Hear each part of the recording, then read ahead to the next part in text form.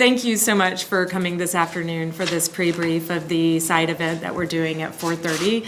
We really, first of all, want to encourage you all to come to the side event and hear the presentations of all of the panelists. We have a really remarkable panel joining us today. In addition to Adrian, who is one of the foremost researchers on this topic, working on these issues, and whose landmark research has really helped to give us a much clearer picture, frankly, of what's going on in a region of China that has been very well hidden, and intentionally so.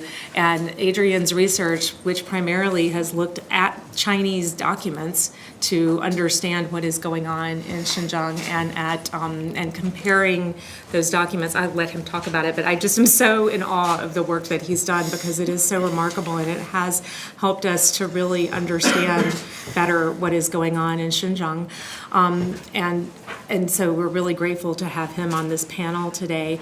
And then Omar Bakali, who is a survivor of these internment camps and who will talk about his own direct experience of being interned in one of these facilities. And then we have our wonderful special rapporteur on the right to freedom of religion, and who has requested access to Xinjiang publicly, and we very strongly support his call and the call of other special procedures, as well as the request by the High Commissioner herself to visit Xinjiang. We really want to see as many people who know what they're looking for going in and looking at the situation there, because despite what we have been able to learn through important research, such as Adrian's and other researchers who are trying to help us draw a picture, our own efforts and those of others looking at it, there's still a lot that we don't know about what is happening, and a lot still remains hidden, like I said, intentionally so, from view on the situation there. So we definitely want to, the purpose of today's event is to talk about what we do know, what we feel we can honestly verify, and what we feel comfortable asserting as the situation there, and to shine a light on those aspects and bring the discussion to this audience here in Geneva. It's a very important place for the discussion of human rights, and it is obviously a center where you have a lot of expertise around these issues. You have a lot of the special procedures working on issues connected to the situation in Xinjiang, whether it's the right of ethnic minorities, freedom of association, freedom of assembly, freedom of speech, and then, of course, freedom of religious belief. This is a critical audience to talk about these issues, so we're very grateful to have the opportunity to be able to do this week. I also want to note that literally in about 45 minutes, the Secretary of State will be rolling out our human rights report this for 2018, and we in the human rights report, the section on China is 126 pages and goes into some detail about, again, what we have been able to document, not just in Xinjiang, but across China in terms of the crackdown on human rights that's ongoing there.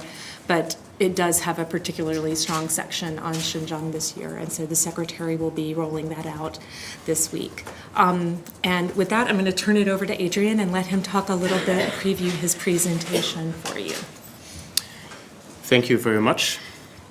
It's a pleasure and privilege to be here. I have some special remarks for this press conference.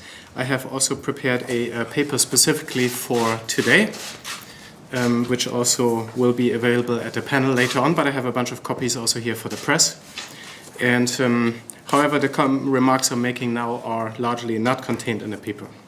So let me begin by saying that at yesterday's press conference in Beijing, Xinjiang's Governor Shohat Zakir denied accusations that the region is detaining vast numbers of ethnic minorities in re-education or concentration camps. He also denied estimates according to which up to 1 million people could be interned in such facilities. Instead, he emphasized that Xinjiang has embarked on a successful vocational skills training initiative that helps minorities secure gainful employment and keep them from extremist ideology. I'm not entirely sure who Mr. Zakir believes he's speaking to, but from the viewpoint of academic research, his semantic acrobatics are incorrect at best and deceptive at worst. Anyone capable of reading Chinese can see that the Xinjiang's own legal stipulations and de-extremification ordinances directly refer to vocational skills training centers as quote-unquote re-education institutions, in Chinese 教育转化机构. The term for re-education found in official documents, 教育转化, literally transformation through education, was first applied to the brutal brainwashing methods used against the Falun Gong.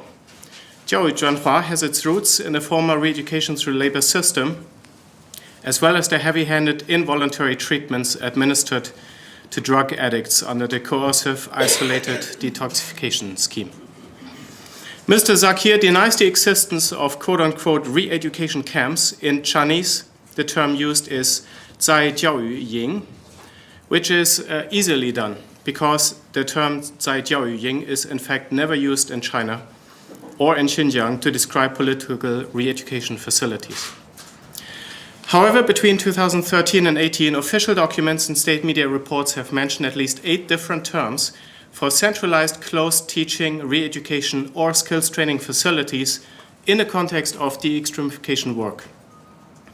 The vocational skills education training centers mentioned by Mr. Zakir and recent Chinese state media reports of the camps are only one of these 8. In addition, many camp survivors and eyewitnesses have been detained and re-educated in criminal detention centers, in Chinese 看守所.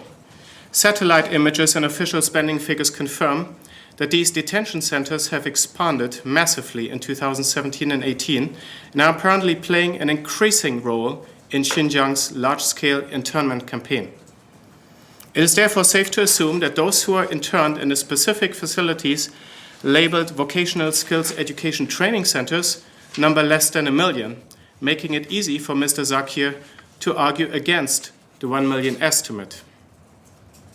But by doing so, he's equating apples with oranges. The bigger question is how many ethnic minorities in total might be detained in all of these above-mentioned internment facilities combined, excluding formal prisons. Given that virtually every Uyghur family has at least one, and in numerous instances several family members in detention, and evidenced also by the fact that visiting reporters and academics in 2017 and 18 have observed empty streets, deserted bazaars, boarded up homes and shops, and many less men and women on public streets.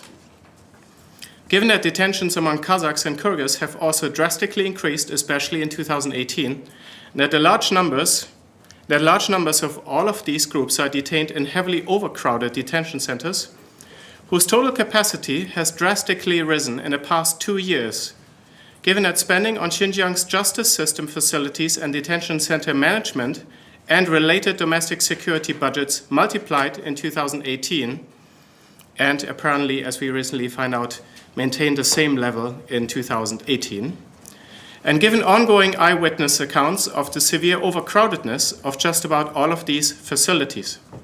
Given all of these facts, it is necessary to increase our estimate of those who are and have been directly affected by Xinjiang's internment drive. In my view, although speculative, it seems appropriate to estimate that up to 1.5 million ethnic minorities, equivalent to just under 1 in 6 adult members of a predominantly Muslim minority group in Xinjiang, are or have been interned in any of these detention, internment, and re-education facilities, excluding formal prisons. It is, in my view, unlikely that the total number of detained persons is substantially below 1 million, although a lack of official data makes these estimates difficult to substantiate. An unknown subset of these large numbers of detainees will have been interned in the so-called vocational skills education training centers. Mr. Zakir refused to give us exact numbers. All in all, the Chinese state's present attempt to eradicate independent and free expressions of distinct ethnic and religious identities in Xinjiang is nothing less than a systematic campaign of cultural genocide and should be treated as such. Thank you. Thank you.